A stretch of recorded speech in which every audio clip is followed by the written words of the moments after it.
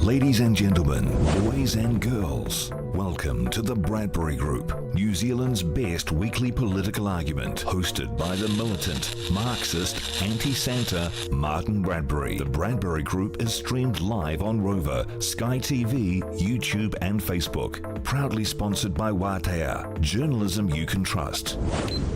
Let the arguments begin. Kia ora Aotearoa. The true demarcation of power in a late-stage capitalism, liberal, progressive democracy is the 1% richest, plus their 9% enablers, versus the 90% rest of us. And once you see politics through that lens, the left can never lose another election ever again. Welcome to the Bradbury Group, New Zealand's best weekly political argument. I'm your host, the editor of the daily blog, Martyn Bradbury. Bomber to my comrades, Mr. Bradbury if you're nasty.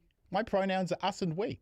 Coming up on this evening's show, the political panel all-stars tonight are NZCTU economist and Labour Party candidate Craig Renney, Labour Party MP Shanan Halbert, and political commentator and working class anvil Matthew Tukaki. Tonight's 1-on-1 and 10 is New Zealand Herald columnist Dr. Matthew Hooton on National's leadership challenges. Shout out to Kiwi Skirt and Chewy from BHN moderating tonight's YouTube page. Good evening to all the Bradbury Easters online watching right now. Your comments will appear on screen as we go. Shout out to our Wātea, Facebook, Rover, Spotify, Apple Podcast and Sky TV whānau.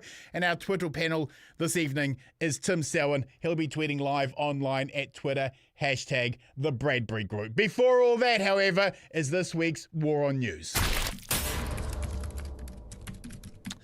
Brothers and sisters, less than 2 days after voting for the Regulatory Standards Bill, Mātua Winston declares he will vote against it. This is what New Zealand First MP Costello said on the third reading of the bill. And I quote, "We support this bill because on the fundamentals, it promotes an open and accountable government that legislates with key principles in mind. The rule of law, efficiency and regulation, property rights, an independent judiciary, and the belief that every New Zealander is equal before the law. And that equality relates to your equality of opportunity, that everyone has that chance to achieve their full potential. So, therefore, we have no hesitation in commending this bill to the House. No hesitation. Her words, none. 48 hours later, Winston is hesitating and has announced that he will repeal the very law he just passed. Is Winston having a senior moment? Has he put his house keys in the fridge? Does he recognise Shane Jones? Blink twice for yes, Winston. When the bill was being passed, New Zealand First had no hesitation. 2 days of being ripped to pieces by his own supporters on social media for capitulating to corporations and allowing them to vet all New Zealand legislation. Suddenly, Winston has a change of mind. Why did we waste millions of dollars pushing through controversial legislation that takes a narrow libertarian view of property rights and puts them above human rights if New Zealand First didn't actually believe in it in the first place? I'd call this schizophrenic and bipolar, but that isn't fair to people with schizophrenia and bipolar. Talking of crazy, Big Shane Jones responded to recreational fishermen protesting over the weekend against his decision to allow commercial fishermen to fish in the Hauraki Gulf while banning recreational fishermen by threatening those recreational fishermen. He said he will strike back if anyone strikes him. What is he, an American aircraft carrier in the Caribbean exercising extrajudicial assassinations? Jonesy. These are recreational fishermen who love fishing so much. They are in an association.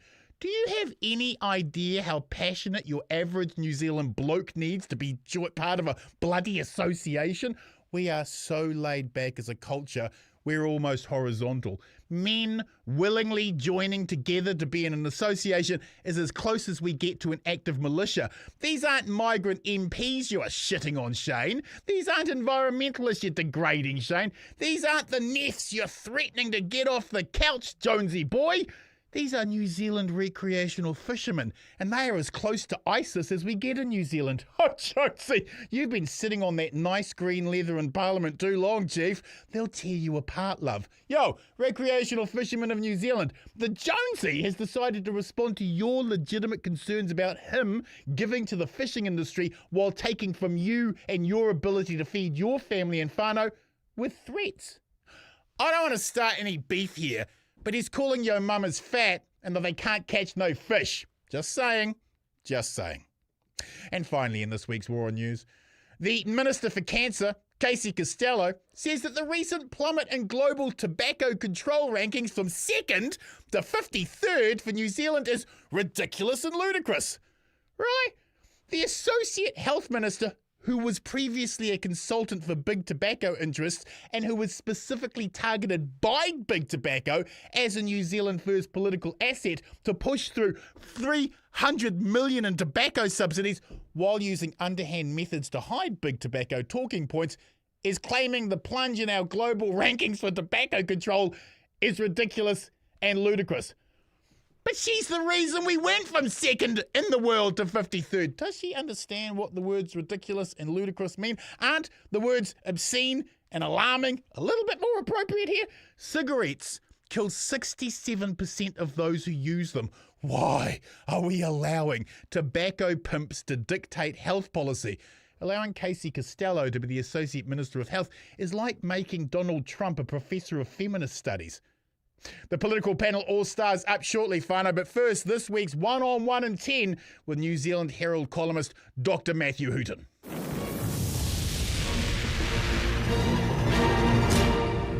Kia ora, comrade. Welcome to the show and thank you for being available to the Fourth Estate. Your democracy is grateful.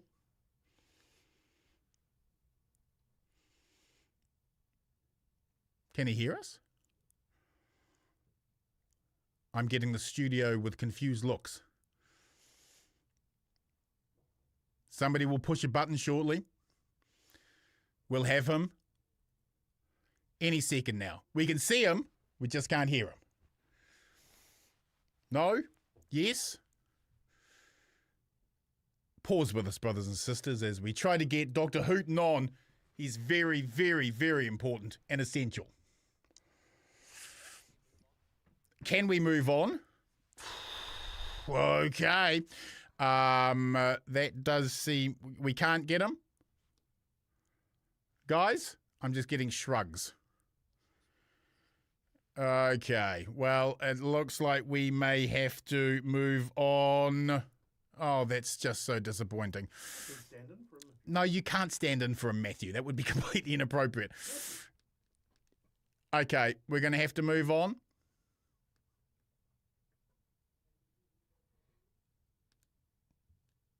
No. Hello? Oh, for the love of Christ, there you are. Thank Jesus. Dr. Matthew Hooton. Dr. Hooton, between the two of us, we have generated enough columns question... Can you hear us? No, he can't hear us. I can now. Oh, okay, you can now, Dr. Hooton. Between the two of us, we have generated enough columns questioning the leadership of Christopher Mark's Luxon to fill a library that gets attacked by Destiny Church. The Prime Minister has stated that Nicola Willis is the best finance minister New Zealand's ever going to have.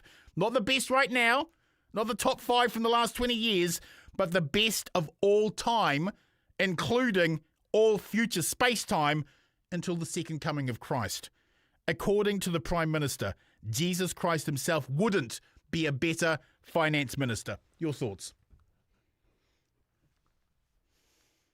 Well, just on a technical point, the Prime Minister's comments were restricted to New Zealanders, New Zealand citizens, and Jesus Christ was not a New Zealand citizen. So I don't think the Prime Minister was making a negative comparison between Nicola Willis and his own personal saviour. Thank you for that. Rumours are swirling that if there is a leadership spill, that Chris Bishop will replace Finance Minister Nicola Willis. Chris Bishop says he's best friends with Nicola Willis, But do tobacco lobbyists ever know what friendship is? E tu bush, stabby in the backy. Your thoughts? The issue there is that National always does best when in its leadership and its deputy leadership, both its wings, its Liberal, largely Auckland wing, and its more conservative wing are both united. So you have people, combinations like John Key and Bill English. The difficulty is that if Chris Bishop were to become leader of the party, well, he's from Wellington, so the deputy would have to be a Aucklander, just the way the party thinks. And it would obviously be Erica Stanford as the most popular of the ministers. That's two Liberals. So that means that the third ranking person and the next most powerful person would have to be from the Conservative wing. So that would sort of shut out Nicola Willis, who was also from the Liberal wing, and the candidate being speculated about, yes, would be Simeon Brown, another Aucklander, a competent minister in all the portfolios he's looked after, and would create that balance that National believes is very important in its leadership team. The Finance Minister, Nicola Willis, says that the $14 billion in tax cuts were not borrowed, yet this government is projected to borrow $120 billion. Add to that the $2.9 billion for landlords, $300 million for tobacco, $200 million for gas and oil, and the extra $1 billion for cancelling the IREX ferry contract. And core Crown net debt is reported now at about $180 billion, which is already well above the $120 billion previously budgeted for. If that is the harvest from the best finance minister New Zealand's ever going to have, what would bad look like? Well, again, just on a technical point there, the government dollars don't sort of flow in an observable way. It's a bit like Labour's promise that if it introduces a capital gains tax, those dollars will somehow magically, go from landlords to GPs to pay for free GP visits. That's not how it works. So, in a way, it's a bit sterile to say that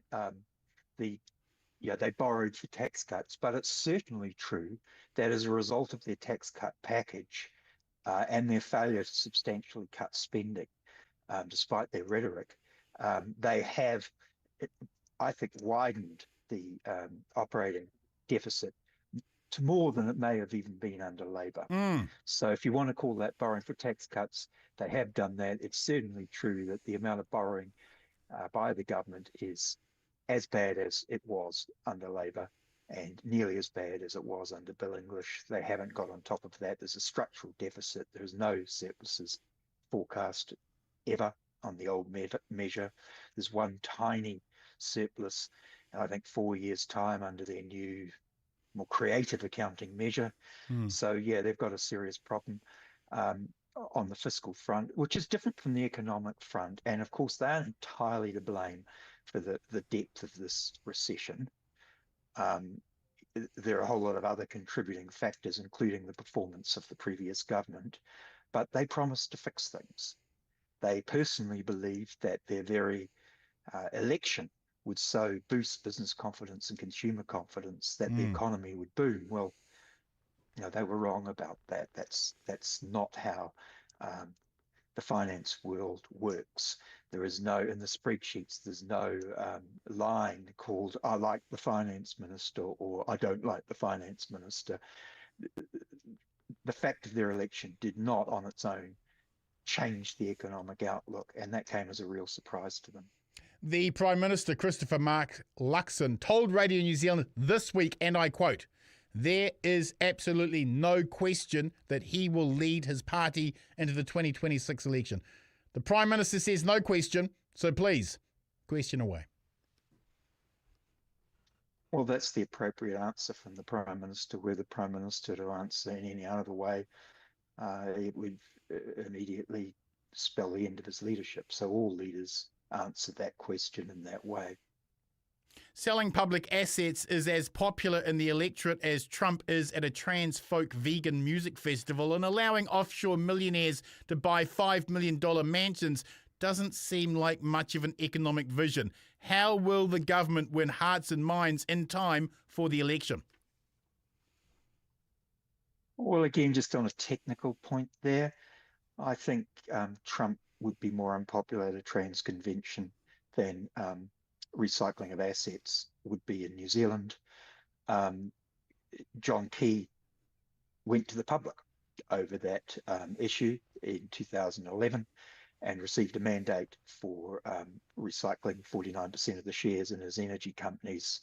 The asset sales, even the way they were managed in the early days of the 80s and 90s, were not overwhelmingly unpopular. The governments which conducted those sales were re-elected after all, and nobody thinks that it would be a good idea to buy any of those assets back. So I think it's an overstated issue. There is some paranoia about it because of the management of that issue, of some of those trade sales in the 80s and 90s. But I just don't think, as Phil Goff found in 2011, that it is the number one. It has the power to move votes the way the Labour Party and some of the extreme left, such as yourself, think. I think the Labour Party came up with an excellent policy called Future Fund. Yes. I think it's something National should steal. I think they should put those shares into that Future Fund as Labour is proposing. I think they should do that before the election. And I think they should stipulate that the new fund cannot sell any of those shares until after the election. But after the election, it would be able to begin trading those shares on a day-to-day basis as it saw fit, which could mean buying more shares in those energy companies. It may well do that. But it would have a mandate, as I think the Labour Party wants, to grow the amount of assets that the New Zealand government owns. And, the best way to do that is to put those assets under professional management so that decisions can be made about what asset profile is the best to increase the, if you want to call it the family silver, you can, but I think that's a bad analogy because I think some of those assets are like the family silver, unused, dusty, not being maximized. I think a better analogy might be that the Labour Party's Future Fund managers would decide, well, these particular shares in one of the energy companies, just they seem overvalued. We're not getting what we need from them. So we'll sell them and we'll buy some shares in another New Zealand company and so grow the nation's wealth, the government's wealth in the way that I think is Chris Hipkins's vision. And it seems to me that we now have a consensus on KiwiSaver, which is a fantastic achievement. When we argue over capital gains taxes, it's really only where the line will be drawn on the bright line test. And it seems to me there is a bipartisan consensus over something like the Future Fund, if it allowed for greater dynamism than what Labour's announced so far. I think everyone knows that over time the Future Fund would become more dynamic, but I think to get it established, to keep faith with Labour and to say, look, we won't allow the Future Fund to start trading those shares until that's been tested by an election. I think that'd be a fantastic way forward, and I don't think that the public would be against it in the way you suggest. Rumours are circulating that National backbench MPs are calling each other and numbers being taken on the leadership. As someone who has staged more leadership coups inside the National Party than anyone else in Christendom, what advice do you have for these backbench Turks? Well, you have to be cautious when you change a sitting Prime Minister in particular. You have to be convinced that it will lead to the re-election of the government when that otherwise wouldn't happen. The difficulty they have now, and you're quite correct, that activity, those phone calls, those WhatsApp groups, those signal chats, they are all happening. But you have to be convinced, I think, firstly, that you will definitely lose the election with the incumbent and that you have a much higher chance under a new candidate of winning.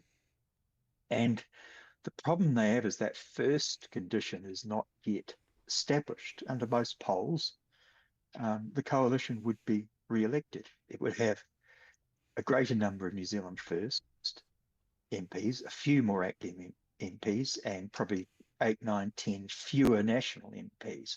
So you can understand those 9 or 10 that think they're going to lose their seats are pretty keen to keep them.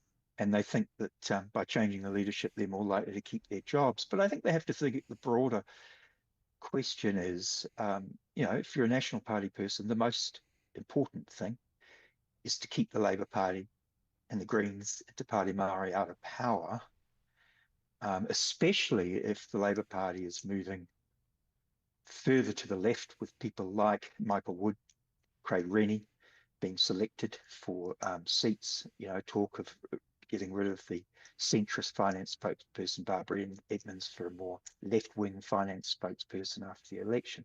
So if you're a National Party person, this is terrible. And I think they do have a responsibility before they act against Christopher Luxon to convince themselves that they're not acting solely out of self-interest, but about the interests of the country as they perceive it. And I think they have to satisfy themselves that they do genuinely believe he cannot win in terms of forming a continued three-party coalition. If they do believe that, then they equally have an obligation to get rid of him. But that's the question they have to ask themselves.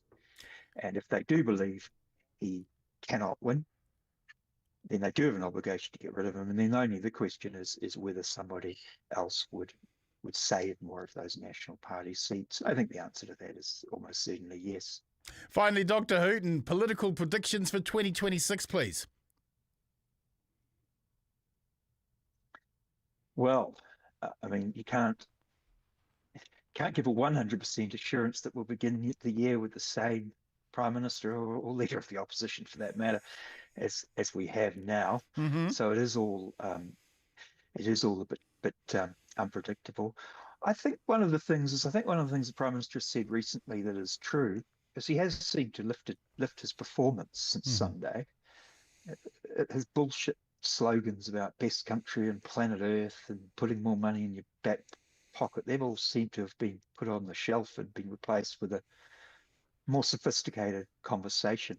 At least in his written speeches, he's clearly got someone writing better speeches for him. So it's difficult to say. But one of the things I think he said that's intelligent is that the coalition government being stable is a separate question than whether the party leaders in it are having a public scrap. And I think it is a sign of maturity if we can see that the leaders of New Zealand First, National and ACT will want to have a crack at one another. That makes entire sense. And that doesn't mean the government is destabilised. The important thing, I think, is that the government, as the Prime Minister said, is putting in place the things in the coalition agreements, and it continues to do that. And I think Winston Peters' position on the Regulatory Standards Bill is completely understandable and even has a high degree of integrity. That's in the agreement. We will vote for it. Doesn't mean we like it, but we've agreed to it.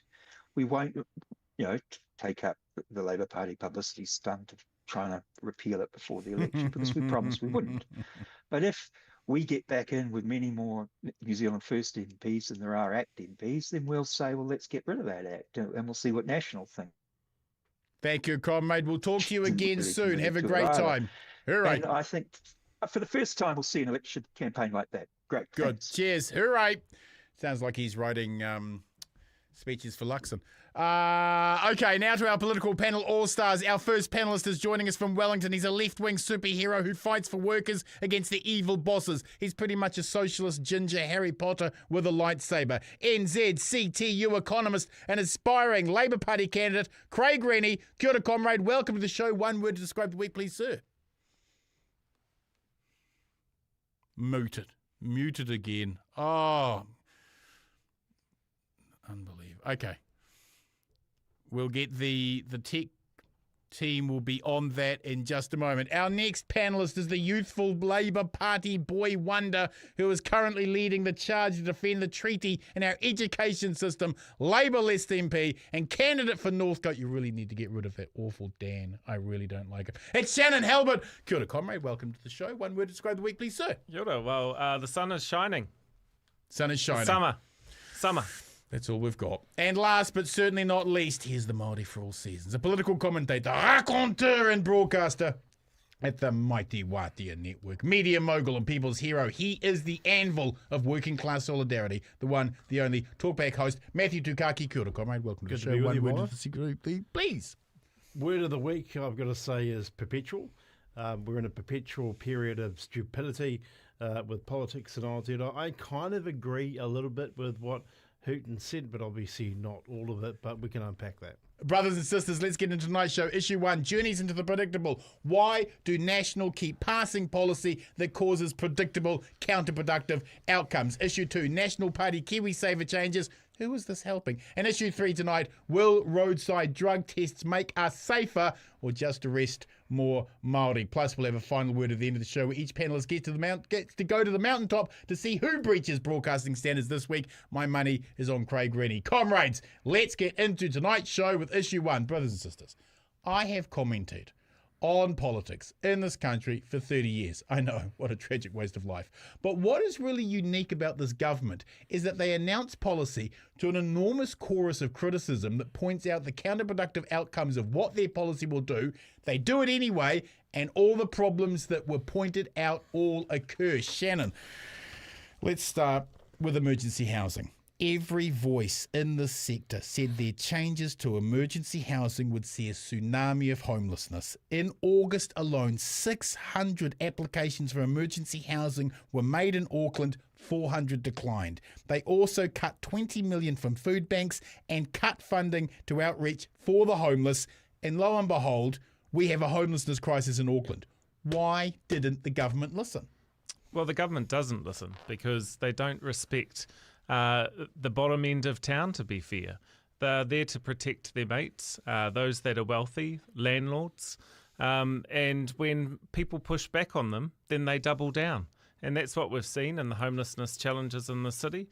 All of our providers, they've had their funding cut, whether it be around food and kai, whether it be about supporting those that are vulnerable, mental health, so on and so forth. And as a result, we're seeing thousands of people here in Tāmaki Makaurau, Auckland, homeless and even more arising, and with no solutions, no plan, and the government sort of just puts out their slogans there as a response, and it's just not floating with New Zealanders. Follow-up question. Take the decision to remove the treaty obligations from schools. Almost 1,100 schools have written back telling Erica Stanford, no. Why didn't the government listen? Because the government is ignorant. They have doubled down to ensure that every piece of legislation, that they remove te tiriti. And when we look at how the schools have risen up, communities, Board of Trustees have responded to this. This is an absolute embarrassment. Yeah. When you've got schools like mine in the North Shore, all writing letters, all putting them on the community chats, Stanford's no longer the popular Minister of Education that she was. Right. Do we have Craig, studio?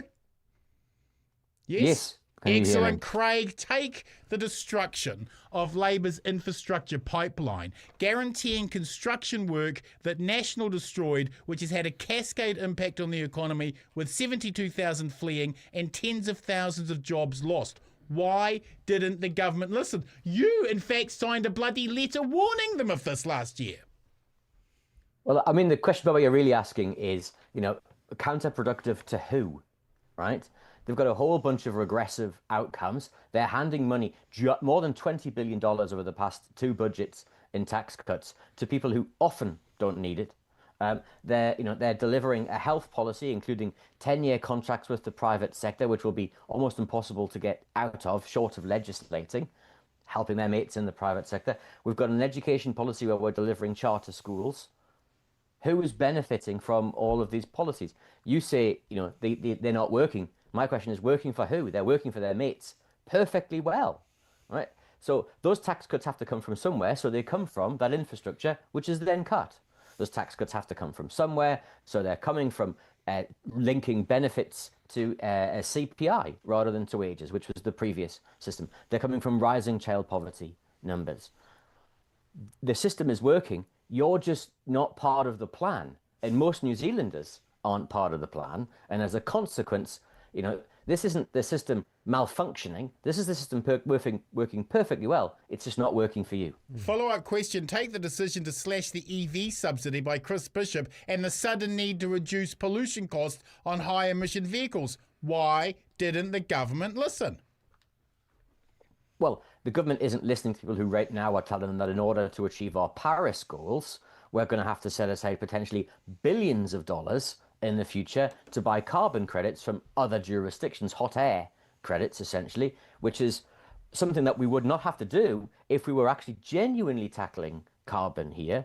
We've just signed an agreement with the Ford generators to keep Huntley coal-fired power station on for another 10 years, right? Which produces the most expensive electricity in the country and lots of carbon. And we've got a national transport strategy, which is spending $54 billion on new roads, $18 billion on just one road, yet does nothing to reduce carbon, does nothing to reduce pollution, and instead just simply keeps us hooked on foreign imported petrol and foreign imported fuels. Matthew, take the IREX ferry fiasco. The government were told cancelling the ferries was a bad idea. They said they knew better, and it's ended up costing us $1 billion more for smaller ships. Why didn't the government listen? Look, I think generally the government is listening to themselves in an echo chamber built by themselves. They're not listening to everyday New Zealanders. They're not listening to the struggle of cost of living, which is the big kaupapa. And if I take the Māori economy as an example, the Māori economy is going gangbusters. $120 to $180 billion in value. Big hui down in Waikato Tainui next week. A Kotahitanga fund of $30 million. And a whole lot of non-Māori businesses, big end of town businesses going to the occasion, not a circus, but going to the occasion to seek investment. So, they're not listening. I mean, the levers that they're trying to pull are not working. Unemployment is up, and I'm sure Craig will agree with me here. Unemployment is up. The rangatahi Māori unemployment is up. Homelessness is up. All of these things are up. And even with the Reserve Bank, with the official cash rate announcement tomorrow, it's already dropped from about 5.5, I think, Craig, to about 2.5. So something along those lines. There's not much more they can cut. So all the levers that have been pulled have just about been pulled. So coming back to my point, I mean, it's not that they're not listening. They're just not listening to everybody else. And just to pick up on another point, sorry, I can't help myself, which is the echo chamber. Christopher Luxon was asked at a media stand-up the other day about whether or not he was concerned about what was going on with his backbenchers or if they might lose their seats, to which he said no. Now, the Prime Minister's office has since put out a statement indicating that's not really what he meant. He was asked a hypothetical question. It's actually not a hypothetical question, especially if you ask the incumbent member for Mount Roskill, who is on the nose. So not only are they not listening to everybody else, it appears Christopher Luxon's not even listening to his backbench. Follow-up question. Everyone told them that denying compensation for being abused as a child, if you had gone to prison, was totally contrary to what the Royal Inquiry into Historical Abuse recommended. Why didn't they listen? Yeah, look, I mean, I see a great sad sense of irony in all of this, because in the last 24 hours they've announced, I think, about 6 or 7 successful bidders of the Social Investment Agency's funds. The first $50 million's round. Gone out. Yeah, and so a lot of those things are social investment bonds and impact are designed to prevent problems from happening down the road, right? And so compensation and restorative justice and all these different things are preventative measures. Why in God's green earth did we waste millions upon millions in a Royal Commission to set the record straight and have a coming to Jesus moment as a nation, only to turn around spitefully to turn around and put some of the most abused in our society to the floor? It was terrible. But again, this is the inability to read the room. New Zealanders more generally feel that with compensation, we've asked this as a question of the day, they feel more generally that fairness and equity in treating those who were abused needs to be settled. We need reconciliation in order to move forward, and yet the rules change, and this is the problem. Again, echo chamber politics. Quick round, you all heard Dr. Matthew Hooton at the top of the show. Will there be a National Party spill? And if so, who will be the next team challenging? Craig Renney. Yes, I think there will be, but I don't think it'll be this side of Christmas.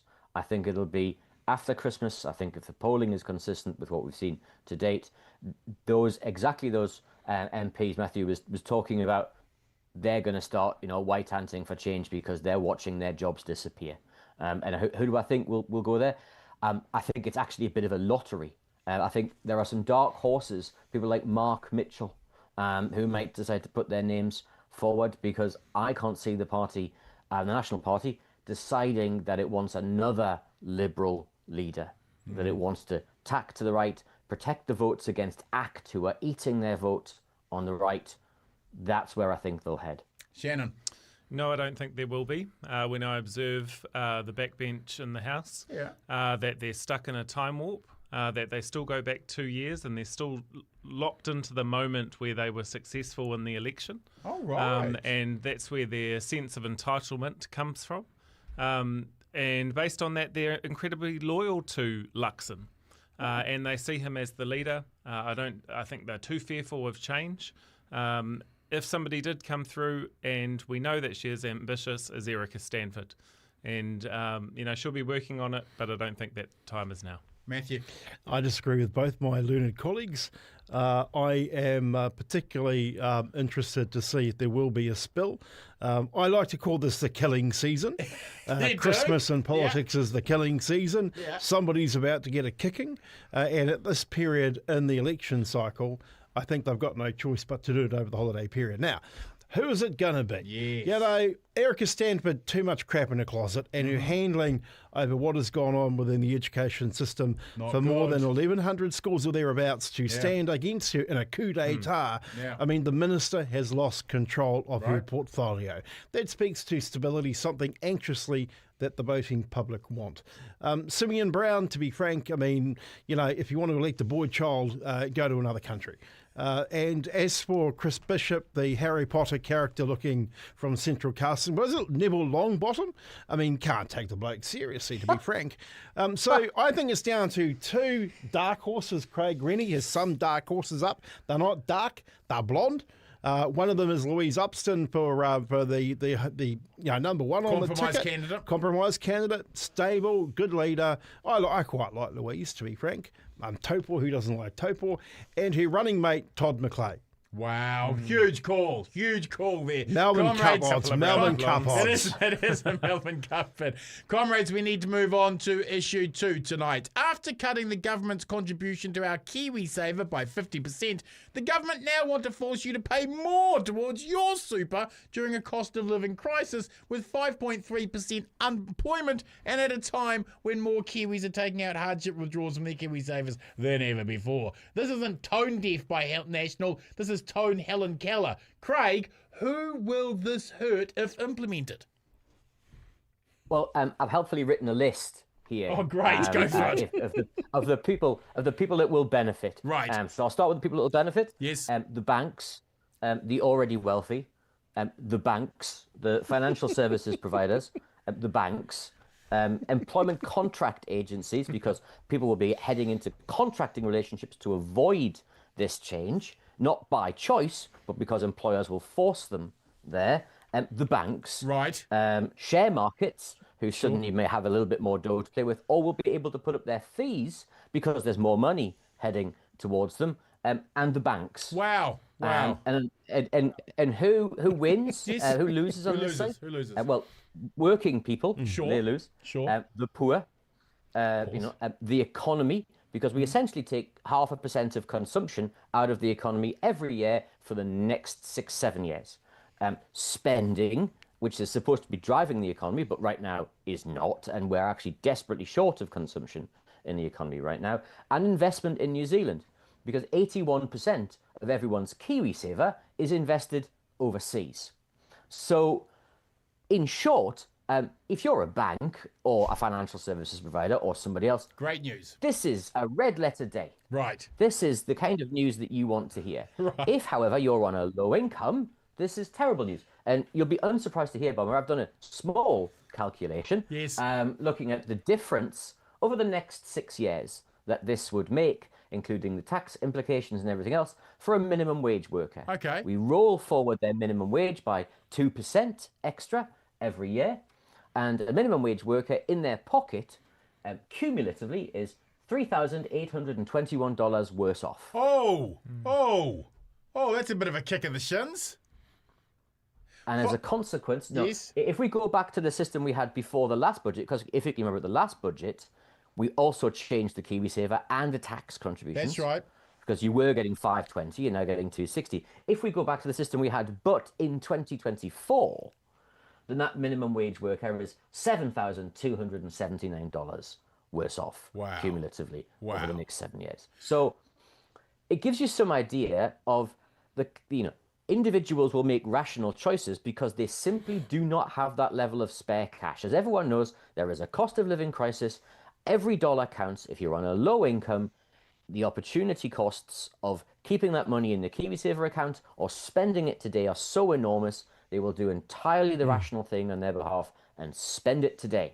Follow-up question. That harms everyone. Follow-up question. National keep claiming this will put us on par with Australia, but Australia still has actual functioning unionism that fights for wage increases, so they can afford the extra in pension contributions, can't they?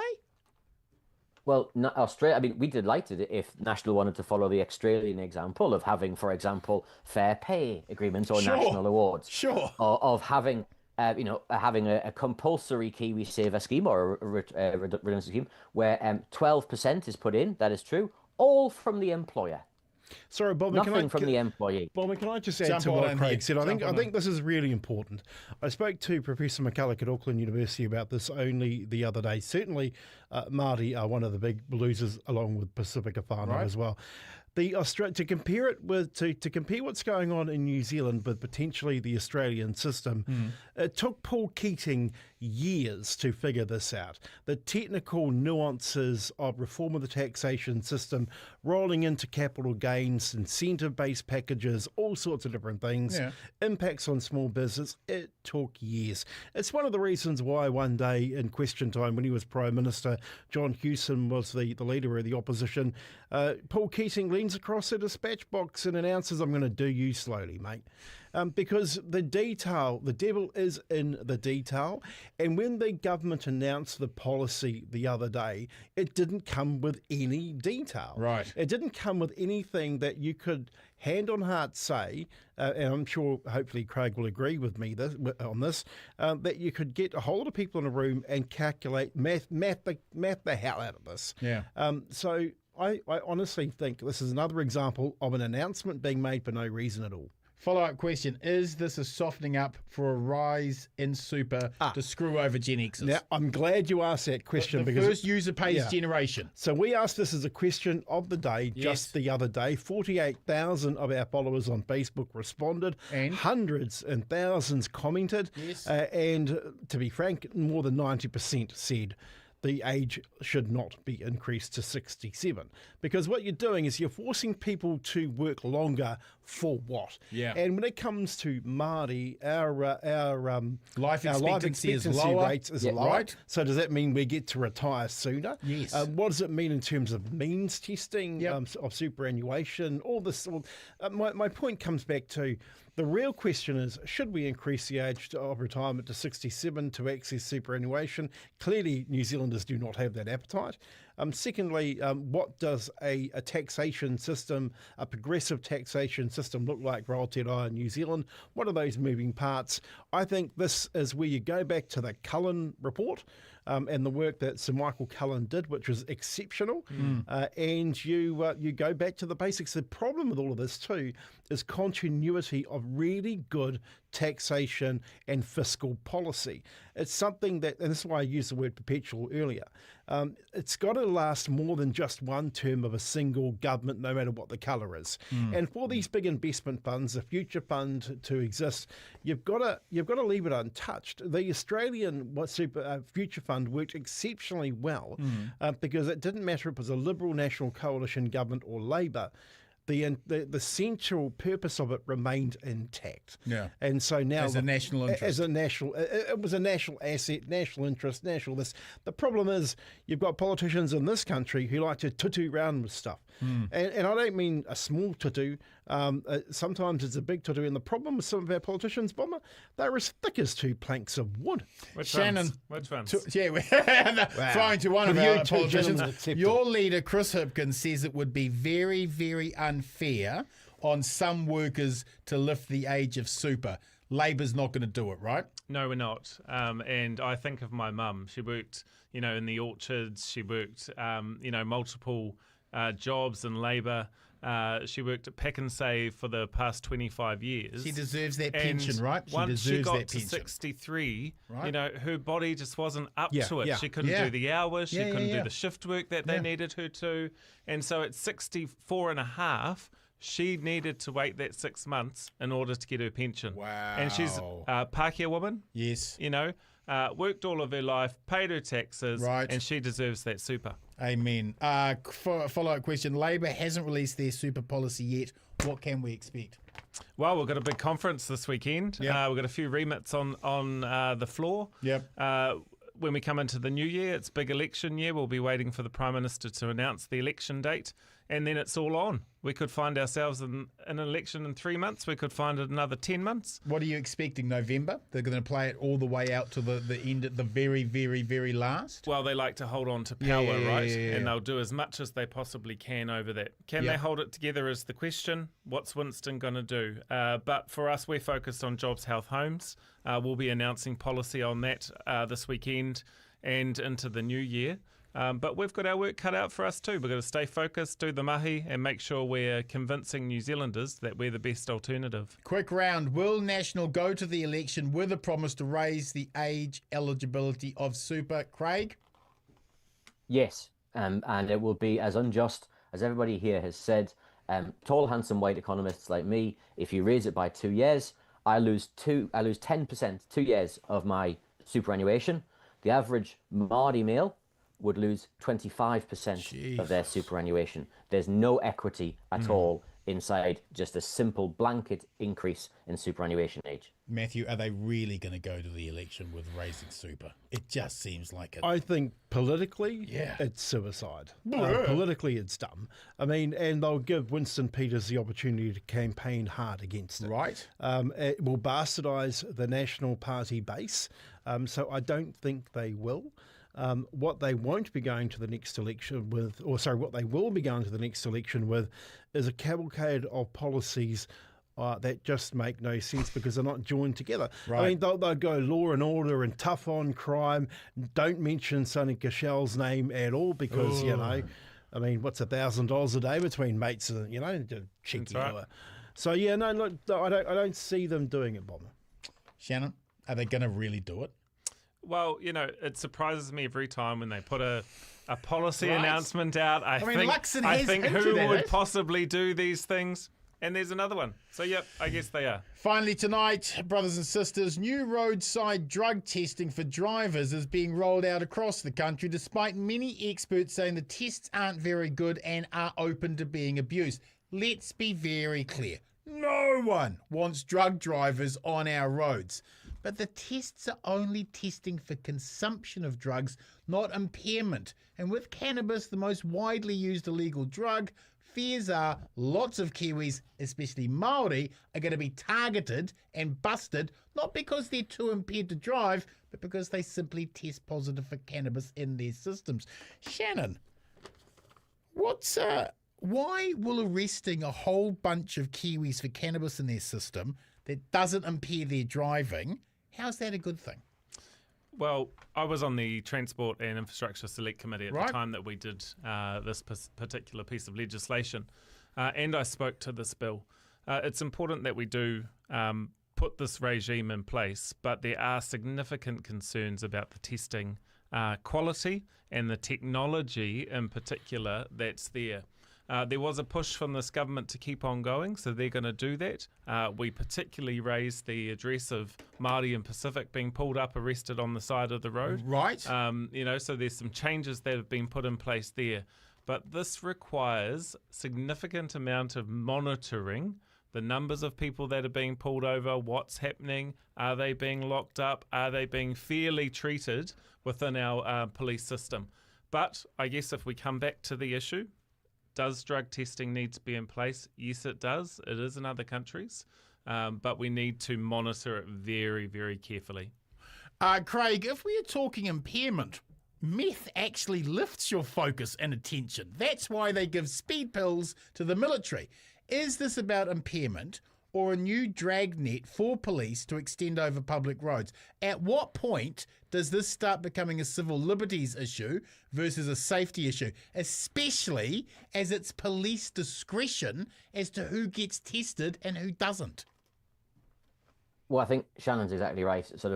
And you said at the beginning, we want to get more impaired drivers off the road. I think we all do. Yep.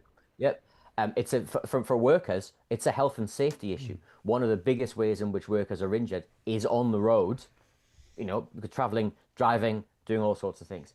But the big winners out of this decision appear to be the lawyers and the courts, because where we're going to end up is going to court over and over and over again, because we'll need to develop case law, because frankly, the policy that seems to have been put forward looks like a little bit of a mess. It looks like actually we're not able to tell the difference between impairment and the consumption.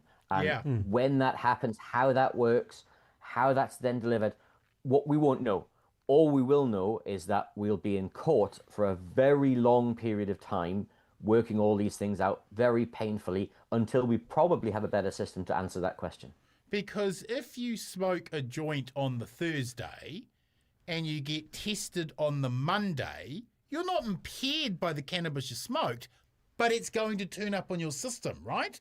So why would we be arresting people not because it's impaired, but because they've simply used it, especially seeing as you can buy medicinal cannabis at the chemist warehouse now? Isn't there going to be a lot of New Zealanders who get caught up in this? Well, the question there of impairment, alcohol impairment isn't actually technically a question of alcohol impairment. Some people may be impaired below the level. Some people may not be impaired below the level. We just have an arbitrary distinction that says, here's the level. Anything above that, we're going to charge you with drink driving or driving under the influence. So the question is, do we have a similar level and then we just assume, at which point you create all sorts of problems on the other side? Or if it is about impairment, then how do we actually measure that impairment? And again, we won't know. All we're going to end up with is a lot of court cases whilst we work this out. Matthew, we know that Māori get targeted for being brown in a car all the time. And with 30,000 alcohol breathalyzer tests recently falsified, can we trust the police with this new power? So there are two things for me. Number one is I don't think the police should be touching anything at the moment but themselves. I think they need to clean their act up and they need to restore our faith and trust in them. That's the first thing, because it's a mess in there. It's a complete mess. And I also think the police minister's lost control of his own police force at this stage. So I think they need to clean it up. The second thing is there is a history of the rangatahi Māori and young brown people, Māori, chief among them, being mistreated by this sort of stuff. And in targeted, terms of right? Targeted. Well, actually, whether you can call it unconscious bias or you can call it racism or profiling or call it what you want. But the statistics do not lie. The rangatahi Māori are the worst offenders according to the statistics. And they're also the ones, as Craig rightly points out, are the ones that clog up the courts. And if they don't make an appearance, next minute a warrant is issued, and next minute they get punished harsher than Pākehā for the same bloody things, sentencing. right? So the whole thing. Right. I mean, But again, I'm with Shannon on this one. I do think that there does need to be something done. Of course. There's no doubt in my mind about that. It's how it's always done. And in this country, we have a big issue with how we implement legislation. Yeah. We have a massive problem with it. It's ill-conceived and ill-thought-out. Unintended consequences are never thought about. And quite frankly, the unintended consequences always, Māori are the ones that generally suffer more than anyone else. Right. So until the police clean their act up and stop being, I don't know, whatever you want to call what the hell's going on there, and alternatively we get a piece of legislation that we can cohabitate around with an implementation plan that makes sense, then all we're doing is entering another surveillance regime that Māori will simply not buy into. Preach. Comrades, we need to wrap the show with a final word. Matthew, your final word this week, please? Yeah, my final words is Māori economy. As we get depressed around the fact that the New Zealand economy is stalling, the Māori economy, as I said at the opener, is going gangbusters, something we should be proud of. Yeah. And so while Luxon and the others want to brown themselves up with a little bit of kapa haka experience overseas, not at home, happy to go to dancing at an Indian festival, but we can't possibly see him with those natives, then we should be proud of it. We're going gangbusters. There's a lot of work to do. But geez, if you want to see a green shoot, go and have a look at what Māori are doing in the economy. Shannon, your final word this week, please, sir. Yeah, we've got a problem, and that's when politicians take it upon themselves to make health decisions. And last week we saw Simeon Brown take away the right for trans children to have access to puberty blockers. That is not acceptable in this country. I can't think of a New Zealander that thinks that a politician, myself, should be deciding on health care, right. No matter what it was, whether it's for our kids, whether it's for cancer, whether it's for diabetes. Right. That is for the doctors. Leave it with them. What are the politicians doing in that room? Get out of there. What? You're not a doctor? Get out of here, Simeon. How creepy is it if Simeon Brown it's like the It Clown. It's just outrageous. It is icky. so outrageous. What are you doing in my... Yeah, Craig, your final word this week, please, sir. I'm hopefully going to be more optimistic than I usually am here on Here Bomber. I'm eternally grateful. I'm sort of delighted. I was selected this week as the candidate for Wellington Bays for the Labour Party. Congratulations, man. I'm here to represent the good people of Rongotai, Wellington Bays, and I'm eternally grateful to have the opportunity to at least stand and to put the case for the Labour Party here in Wellington South, a place where the Labour flag has flown high for a very long time, and we hope to fly it again very soon. That's a Labour seat. We want it back. Thank you, comrades. And now to my final word. Brothers and sisters, COP30 in Brazil was a total sellout this year, with no direct reference to the fossil fuels that are heating up the planet. It was a watered-down, do-nothing statement that refuses to acknowledge what is causing climate change, because big oil and the polluters have captured the entire process and have purposely crippled it so that they are never held to account for the environmental damage their product creates. For every 10 activists, there was one big oil lobbyist. In New Zealand today, it was revealed in an RNZ special investigation that Minister Shane Jones gave fossil fuel companies privileged insider access to confidential drafts of legislation during a 2-year campaign to weaken oil and gas regulations and overturn our offshore exploration ban. Internal documents show how big oil repeatedly lobbied Resources Minister Shane Jones to dilute New Zealand's clean-up rules for ageing oil fields, rules brought in to protect taxpayers after the 2019 Tui oil field collapse that left us with a $300 million clean-up bill. The lobbying worked, and instead of automatically forcing big oil to clean up any pollution they leave, Shane Jones, as minister, will decide if his mates in big oil have to clean up their mess. Remember, on top of this concession, the minister gave oil and gas $200 million in subsidies to go looking for oil and gas in New Zealand, despite all the major exploration companies handing in their previous licenses, because there is no more oil and gas fields to discover. Shane Jones has more chance of finding a moa than new oil and gas fields. 3 questions. 1, who does Shane Jones think he's working for? New Zealand or the oil and gas industry? Because it's not clear he knows which one. 2, why shouldn't big oil clean up their pollution when they decommission gas and oil wells? And 3, why are we giving them $200 million in corporate welfare to look for oil and gas they couldn't previously find?